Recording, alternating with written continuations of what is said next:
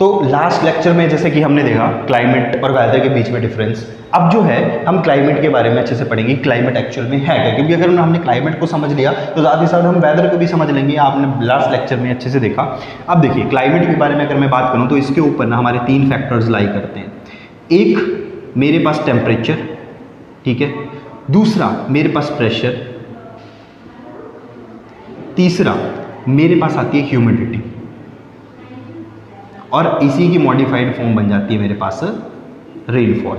ठीक है, इनको हम इकट्ठा पढ़ेंगे, ह्यूमिडिटी और रेनफॉल को। तो एक एक करके समझेंगे हम इस लेक्चर सीरीज में कि हमारे पास टेम्परेचर, प्रेशर, ह्यूमिडिटी और रेनफॉल एक्चुअल में है क्या। मतलब बेसिक सी अगर मैं बात करूँ ना तो सर्दी क्यों हो रही है, गर्मी क्यों हो रही है, बरसात क्यों हो रही है, बरसात कभी बहुत ज़्यादा आ जाती है तो क्यों ऐसा हो रहा है, हमारे पास क्लाइमेट कंडीशंस क्यों बन रही है। तो सबसे पहले अगर मैं बात करूँ टेम्परेचर की, ठीक है, सबसे पहले हम टेम्परेचर के ऊपर ही बात कर लेते हैं। सबसे पहला फैक्टर है हमारे पास, ठीक है, अलग अलग करके इनको सबको पढ़ेंगे। टेम्परेचर जो है लाई करो, देखो क्लाइमेट में टेम्परेचर के बारे में पढ़ रहे हैं तो हमारे पास सबसे पहला फैक्टर रहता है लॉन्गिट्यूड और लैटिट्यूड। ठीक है, लॉन्गिट्यूड और लैटिट्यूड अगर मैं अभी आपको ऐसे बता दूं तो हम इसी में यही देखेंगे कि हमारे पास जो 3-3 महीने का सिनेरियो बनता है, 3 महीने की सर्दी, 3 महीने की गर्मी हमारे पास बनती है, 3 महीने की हमारे पास बरसात बनती है, और बीच में थोड़े से क्लाइमेट डिफ्लेक्शन देखने को मिलता है। वो होता क्या है एक्चुअल में, वो कैसे लाई करता है। दूसरा मेरे पास आती है स्लोप। ठीक है, स्लोप को हम 2 तरीके से पढ़ते हैं, एक हमारे पास स्टीप स्लोप होती है, एक हमारे पास जेंटल स्लोप। स्टीप स्लोप होगी खड़ी ढलान, जेंटल स्लोप होगी जहां वो जो घड़ी ढलान नहीं है, ठीक है, एक जेंटल तरीके से ढलान, उस पे देखेंगे हम कि टेम्परेचर कैसे लाई करता है। एक पहाड़ी इलाके में टेम्परेचर कैसे होगा, और दूसरे तरीके से हमारे पास जहां भी प्लेन सा इलाका देखने को मिलता है वहां पे टेम्परेचर क्या होगा। तीसरा हमारे पास आती है कॉन्टिनेंटली,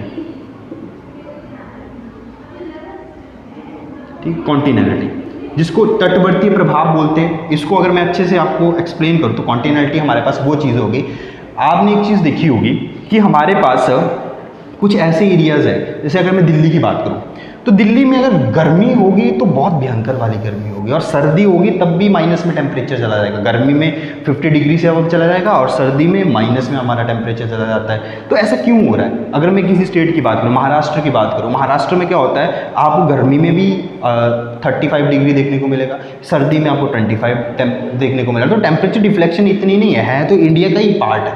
तो ऐसा क्यों हो रहा है, इस तटवर्तीय प्रभाव को भी देखेंगे, वहाँ पे टेम्परेचर डिफ्लेक्शन क्यों है ऐसा। तीसरा हमारे पास आता है ओशियन करंट, पांचवा आता है हमारे पास एयर करंट। ठीक है, ओशियन करंट और एयर करंट इसको मैं एक साथ ही बता देता हूँ। आपने एक चीज़ देखी होगी कि इसको ना बेसिक सी चीज़ों से समझते हैं। पहले एयर करंट पे आ जाओ। एयर करंट हमारे पास क्या है, आपने देखा होगा कि सुबह के टाइम पे बहुत गर्मी है, बहुत गर्म हवा, लू चल रही है। शाम जैसी होती है ना, वो लू, वो गर्म हवा ठंडी हवा में परिवर्तित हो जाती है, हमारे पास ठंडी हवा आने लगती है शाम के टाइम पे। तो वो होता कैसे है, वो टेम्परेचर डिफ्लेक्शन की वजह से होती है। वो ठंडी हवा आ कहाँ से रही है उसके बारे में सीखेंगे। दूसरा ओशियन करंट में आपने देखा होगा कि दिन के टाइम पे जो आपको पानी जो है वो ठंडा देखने को मिलेगा, लेकिन जब मॉर्निंग का सुबह का टाइम होता है ना, तो सुबह के टाइम पे ना वो बिल्कुल मॉर्निंग 4-5 बजे अगर आप नदी नालों को पानी देखोगे ना तो वो गर्म होता है। उसका कारण क्या है, वो ओशियन करंट बन क्यों रहा है, तो इसके बारे में हम डिस्कस करेंगे इनमें। लॉन्गिट्यूड, लैटिट्यूड, दूसरा हमारे पास स्लोप जिसमें स्टीप स्लोप, जेंटल स्लोप, तीसरा कॉन्टिनेंटलिटी हमारे पास आ गया, तटवर्ती प्रभाव जिसको हम बोलते हैं, फिर हमारे पास ओशियन करंट आ गया, फिर नेक्स्ट हमारे पास एयर करंट आ गया। हम इनके बारे में देखेंगे टेम्परेचर डिफ्लेक्शन होता कैसे है। चलिए, तो इसमें सबसे पहले हम बात करेंगे हमारे पास लॉन्गिट्यूड और लैटिट्यूड के बारे में। तो सबसे पहला है हमारे पास लॉन्गिट्यूड और लैटिट्यूड। तो सबसे पहले हम बात करेंगे किसके बारे में, लॉन्गिट्यूड और लैटिट्यूड के बारे में, कि लॉन्गिट्यूड और लैटिट्यूड पे टेम्परेचर डिफ्लेक्शन कैसे होती है। देखो ये इतना ज़्यादा कंफ्यूजिंग नहीं है, इसको सिंपल सा अगर हम समझेंगे, हमें 3 मंथ्स में ना पूरे ईयर को डिवाइड करना है। तो 3 मंथ में अगर ईयर को डिवाइड करेंगे तो सबसे पहले मेरे पास क्या आएगा, मार्च। फिर क्योंकि देखो जनवरी, फरवरी, मार्च के बाद क्या आ जाएगा, मार्च, अप्रैल, मई, जून, फिर सितंबर। ठीक है, सितंबर के बाद क्या आ जाएगा, दिसंबर। ये हमने 3 तरीके से सन को, मतलब हमने तीन तरीके से अपने पूरे ईयर को डिवाइड कर दिया। अब 3 तरीके से ईयर को डिवाइड किया। अब इस पे ना सबसे पहले ये समझना कि सन की पोजीशन मार्च के महीने में होती है 0 डिग्री पे। इसको हम आगे अच्छे से देखेंगे क्यों होती है। फिर जब भी जून का महीना आता है तो हमारे पास चली जाती है 23.5 नॉर्थ के ऊपर। फिर सितंबर में फिर से 0 डिग्री, फिर इसमें हमारे पास आ जाता है 23.5 साउथ। अब ये समझते हैं कैसे हो रहा है, इसको समझो। ये हो कैसे रहा है, ये मान लो मेरे पास अर्थ है, ये 0 डिग्री है, ये मैंने 23.5 नॉर्थ बना दिया, ये मेरे पास 23.5 साउथ। इसको ट्रॉपिक ऑफ कैंसर, इसको ट्रॉपिक ऑफ कैप्रिकॉर्न बोलेंगे। ठीक है, सबसे पहला क्वेश्चन यहाँ से ये राइज होगा कि हमारे पास सन कौन से लैटिट्यूड से और कौन से लैटिट्यूड तक लाई करता है। तो ये कहाँ से कहाँ तक करता है, 23.5 नॉर्थ से लेके 23.5 साउथ तक। इसके बाहर सन की पोजीशन नहीं जाती। सन की पोजीशन का मतलब है क्योंकि सन यहाँ तक डिफ्लेक्ट करता है, इस रेंज तक आता है। देखो सन की पोजीशन का मतलब है, मैं बता रहा हूँ कि सन की पोजीशन अर्थ के अकॉर्डिंग कैसे। देखो अर्थ अपनी एक्सिस पे रोटेट कर रही है, ठीक है, और साथ ही सन के चारों ओर भी रिवॉल्व कर रही है। तो सन की पोजीशन इन दोनों के बाहर नहीं जाती है हमारे पास। तो सबसे पहले जैसे हमने देखा, अगर मैं बात करूँ 0 डिग्री, तो सबसे मार्च के महीने में 0 डिग्री पे था। फिर उसके बाद वो 23.5 नॉर्थ की तरफ चला गया, ठीक है, जून के महीने में। फिर सितंबर के महीने में फिर से 0 डिग्री पे आ गया। फिर उसके बाद हमने देखा कि दिसंबर के महीने में वो कहाँ पे गया था, 23.5 साउथ के ऊपर। फिर से वो यहाँ पे चला जाएगा। तो अगर मैं एक साल की बात करूँ तो देखो पिछली बार क्वेश्चन ये पूछा गया था, मैंने एसएससी का क्वेश्चन देखा था कि एसएससी में ये पूछा गया था कि सन जो है 0 डिग्री पे एक साल में कितनी बार लाई करता है। तो 0 डिग्री में एक साल में सन 2 बार लाई किया। कौन कौन से मंथ में, मार्च और सितंबर में। तो यही हमारे पास टेम्परेचर डिफ्लेक्शन आते हैं। देखो जब 23.5 नॉर्थ की बात करूँगा तो यहाँ पे सबसे ज़्यादा टेम्परेचर होगा। तो ये पूछ लेगा कि जून के महीने में, अगर मैं जून के महीने की बात करूँ तो सबसे ज़्यादा टेम्परेचर कहाँ देखने को मिलेगा। देखो 23.5 अगर मैं नॉर्थ की बात कर रहा हूँ ना, यहाँ से आप एक चीज़ और समझ सकते हैं। 23.5 नॉर्थ की बात कर रहा हूँ ना, तो यहीं पर ही मेरे को देखने को मिलता है क्या, इंडिया यही हमारे बीच में से 8 राज्यों से होकर गुजर के जाती है ये ट्रॉपिक ऑफ कैंसर। तो ट्रॉपिक ऑफ कैंसर को यहीं पे लाई कर रहा है। और आपने देखा मार्च से लेकर जून के महीने तक ही गर्मी होती है। तो मार्च से लेकर जून के महीने तक सूरज की पोजीशन ये होती है हमारे पास। तो यही है कि जून में सन की पोजीशन क्या है, सितंबर में सन की पोजीशन क्या है, ऐसे आपको पूछ सकता है। और इक्वेटर पे सन कितनी बार होता है एक साल पे, ये क्वेश्चन राइज हो सकता है। तो ये टेम्परेचर डिफ्लेक्शन ऐसे हमें देखने को मिलेंगे। सेकंड, यहीं से ही मैं बात करूंगा जो मेरे पास दूसरा था, कॉन्टिनेंटलिटी। अच्छा, उससे पहले हमने स्लोप के बारे में देखा था, ठीक है। स्लोप के बारे में पहले डिस्कस करते हैं। तो हमारे पास 2 टाइप की स्लोप होती थी। एक मैंने बोला था जेंटल स्लोप और दूसरी थी मेरे पास है स्टीप स्लोप। अब जेंटल और स्टीप स्लोप में देखो टेम्परेचर डिफ्लेक्शन क्या होगी, क्वेश्चन पूछ लेगा। अगर जेंटल स्लोप होती है हमारे पास इस टाइप से, ठीक है, जहाँ 45 डिग्री का एंगल हमारे पास देखने को मिलता है। तो यहाँ पे ना मेरे पास टेम्परेचर, अगर सन की पोजीशन देखूंगा ना तो रेज जो हैं वो डिफ्लेक्ट हो जाएगी। देखो एरिया जितना बड़ा होता है ना, वो अगर आप बड़ा बर्तन रखोगे ना गर्म करने के लिए गैस के ऊपर, तो उसको टाइम ज़्यादा लगेगा गर्म करने के लिए। और वहीं पे अगर मैं स्टीप स्लोप की बात करूँ, खड़ी ढलान, वहाँ पे बिल्कुल पैरेलल रेज पड़ेगी। तो हमारे पास टेम्परेचर की अगर हम बात करें, देखो पढ़ी हम टेम्परेचर है, तो टेम्परेचर जेंटल स्लोप पे क्या होता है, कम as compare to steep slope. Steep slope पे टेम्परेचर ज़्यादा होता है। तीसरा हमारे पास आगे थी कॉन्टिनेंटलिटी। कॉन्टिनेंटलिटी तटवर्तीय प्रभाव जिसको बोलते हैं, ठीक है। कॉन्टिनेंटलिटी समझने से पहले एक चीज़ के बारे में समझना बहुत ज़रूरी है। वो है हमारे पास जो हमने अपनी बचपन क्लास में पढ़ा था ना, 8th 9th में 5th 6th में जो हमने देखा था, solid liquid gas. Solid liquid gas, पहले इसको समझो। देखो बेसिक से समझाता हूँ, कुछ डिफरेंस नहीं होता है इसके बीच में। सॉलिड जो होता है ना हमारे पास, उसमें मॉलिक्यूल्स जो होते हैं ना वो क्लोजली पैक्ड होते हैं, हमारे पास एक साथ जुड़े हुए होते हैं, ठीक है, उसको बोल दिया हमने सॉलिड। लिक्विड क्या होता है, उसमें हमारे पास थोड़े से मॉलिक्यूल्स दूर दूर होते हैं, गैस में बिल्कुल दूर होते हैं मॉलिक्यूल्स।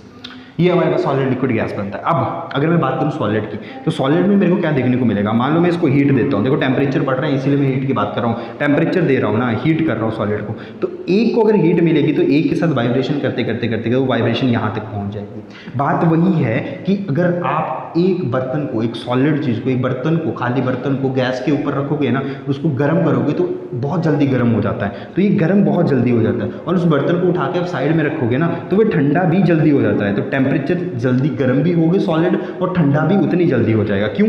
क्योंकि देखो अगर मैं इसको हीट दूंगा तो एक मॉलिक्यूल हमारे पास वाइब्रेशन करना शुरू होगा, सारे आपस में साथ में ही है। वही वाली बात है ना कि अगर मैं 4-5 गिलासों को साथ में रखूंगा, एक को धक्का दूंगा तो सब के सब गिर जाएंगे। तो वही चीज़ है कि अगर मैं एक मॉलिक्यूल को हीटअप कर रहा हूँ तो सारे मॉलिक्यूल्स हीटअप हो रहे हैं। वहीं दूसरी साइड मैं लिक्विड की बात करूँ तो इसमें क्या होगा, मेरे पास मैं एक मॉलिक्यूल को करूँगा, वो वाइब्रेशन फिर दूसरे तक पहुँचेगी, फिर वो वाइब्रेशन तीसरे तक पहुँचेगी, क्योंकि मॉलिक्यूल्स दूर दूर है हमारे पास। तो वही चीज़ है, पहले आपने वो खाली पतीली गैस के ऊपर रखी थी तो वो जल्दी हीटअप हो गई थी और जल्दी भी ठंडी हो गई थी। अब लिक्विड का क्या है, लिक्विड को देखो अगर उसी पतीली में पानी डालोगे ना तो उस पानी को गर्म होने के लिए वक्त लगेगा, क्योंकि क्या है मॉलिक्यूल्स दूर दूर है। तो हमने इससे क्या सीखा कि सॉलिड जो है ना वो जल्दी गर्म भी हो जाते हैं और जल्दी ठंडे भी हो जाते हैं। लिक्विड गर्म होने के लिए टाइम भी लगाता है और ठंडे होने के लिए टाइम भी लगाता है, और गैस के तो बहुत दूर दूर है मॉलिक्यूल्स, तो इसका तो कोई लेना देना नहीं है। तो इससे कॉन्टिनेलिटी हमारे पास कैसे बनती है, देखो कॉन्टिनेलिटी बेसिकली हमारे पास तटवर्तीय प्रभाव होता है। अब इसको समझेंगे। अब हम दो स्टेट्स की बात कर लेते हैं। एक मैं बात करता हूँ यहाँ पे दिल्ली की, जो मैंने पिछले लेक्चर में आपको बताया था। दूसरा मैं बात करूँगा महाराष्ट्र में मुंबई की। मेरे पास दो स्टेट्स हैं, एक मेरे पास दिल्ली है, एक मेरे पास मुंबई है। अब इनका टेम्परेचर डिफ्लेक्शन देखते हैं। यहाँ पे दिल्ली आ गया, यहाँ पे मैं मुंबई आ गया। ये मैं बात करूँगा समर की और मैं बात करूँगा विंटर की। समर में यहाँ पे टेम्परेचर दिल्ली में 50 डिग्री सेल्सियस चला गया, मुंबई में कितना गया 35 डिग्री सेल्सियस। वहीं पे विंटर में मेरे पास अगर मैं बात करूं दिल्ली की तो मेरे पास विंटर में -1 डिग्री इतना चला जाता है माइनस में टेम्परेचर, आप 0 भी बोल सकते हो, और मुंबई में वही 25। तो यहाँ पे मेरे को 50 की डिफ्लेक्शन देखने को मिली, 50 डिग्री की। यहाँ पे मेरे को 10 डिग्री की डिफ्लेक्शन मिली।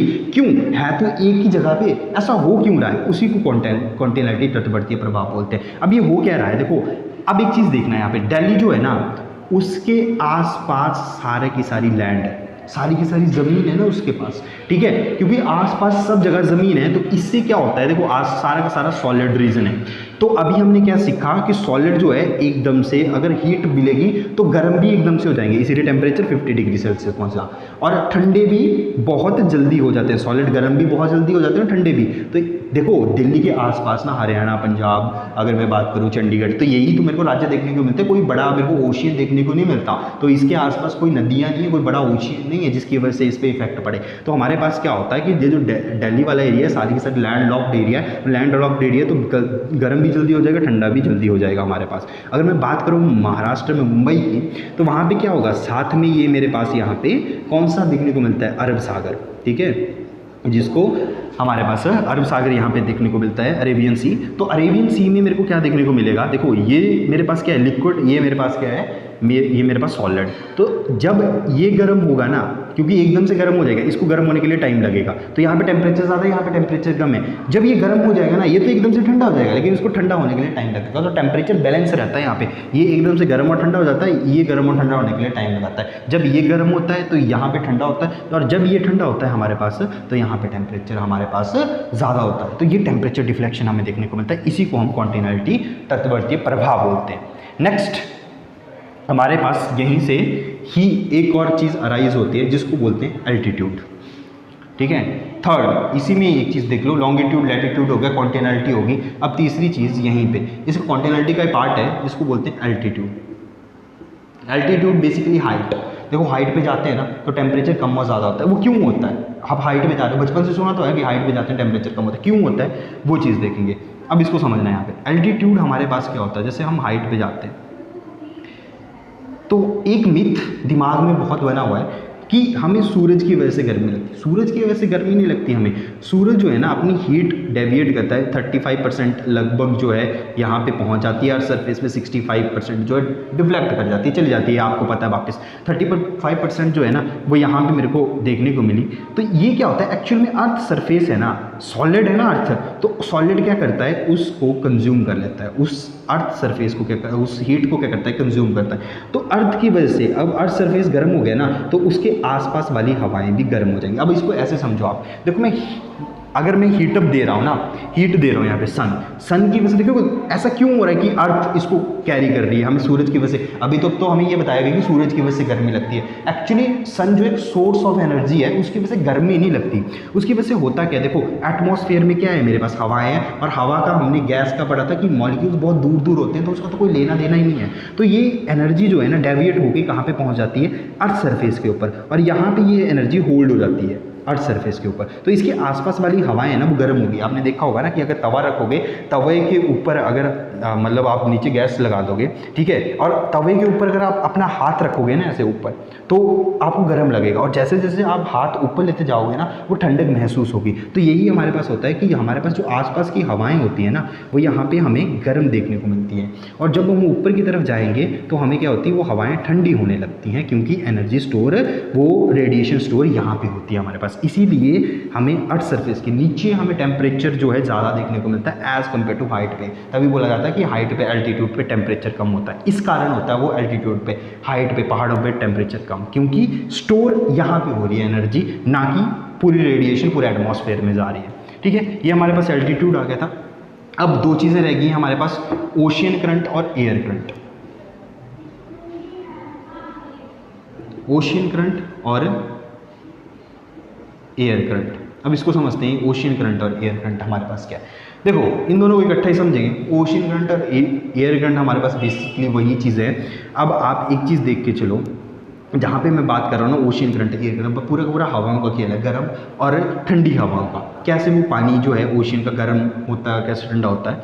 अब अगर मैं बात करूँ किसी ओशियन की, ठीक है, यहाँ पे क्या हुआ मेरे पास ना, अगर मैं टेम्परेचर यहाँ पे ज़्यादा है, क्योंकि लिक्विड को गर्म होने के लिए टाइम लगेगा, तो क्या होता है पूरा दिन के टाइम पे, अगर मैं पूरे दिन की बात करूँ, दिन के टाइम में क्या होगा, वो हमारे पास ना गर्म होने के लिए टाइम लगाएगा। लिक्विड है ना, इसके ऊपर क्या होगा, टाइम मतलब इस पर हीटअप हो रही है, हीटअप होने के लिए ये पानी टाइम लगाएगा। तो दिन में ना हमें टेम्परेचर यहाँ पे ज़्यादा देखने को मिलता है। अगर मैं वहीं रात की बात करूँ, अब ये क्या हो गया, गर्म हो चुका है ना, अब ये ठंडा होने के लिए उतना ही टाइम लगाता है, क्योंकि हमने लिक्विड में देखा, लिक्विड गर्म होने के लिए भी ज़्यादा टाइम लगाते हैं और ठंडा होने के लिए भी।